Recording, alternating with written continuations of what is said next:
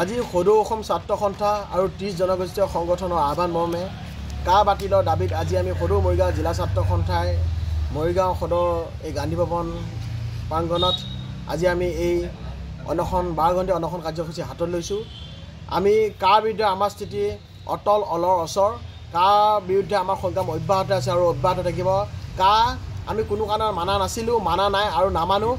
এই বিজেপি নেতৃত্বাধীন চৰকাৰখনে যিমানে বলপূৰ্বকভাৱে দমন নীতিৰে আমাৰ মাজত এই কলা আইনখন জাপি নিদিয়ক কিয় অসম তথা উত্তৰ পূৰ্বাঞ্চলে কা কোনো কাৰণত মানা নাছিল আৰু মানা নাই, সেই কথাটো স্পষ্ট। গতিকে আজি এই কাৰ্যসূচীৰ পৰাই বিজেপি নেতৃত্বাধীন চৰকাৰখনক আমি সকীয়াই দিব বিচাৰিছোঁ, কেন্দ্ৰীয় চৰকাৰক সকীয়াই দিব বিচাৰিছোঁ। আপোনালোকে জানে যে এই কাখন খিলঞ্জীয়া বিৰোধী সাম্প্ৰদায়িক, তাৰ ভিতৰতো বলপূৰ্বকভাৱে দমন নীতিৰে আপোনালোকে এই কলা আইনখন জাপি দি আমাৰ অসম তথা উত্তৰ পূৰ্বাঞ্চলৰ ৰাইজক আপোনালোকে অন্যায় অবিচাৰ কৰিছে। গতিকে আপোনালোকক সকীয়াই দিব বিচাৰিছোঁ। যিমানে আপোনালোকে দমন নীতি কৰিব সিমানে আমি কিন্তু কঠোৰ হ'বলৈ বাধ্য হ'ম।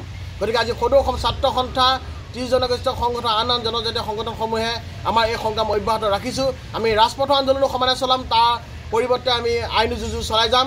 কাৰণ অসমখন অবৈধ বাংলাদেশী কোনো ডাষ্টবিন নহয়।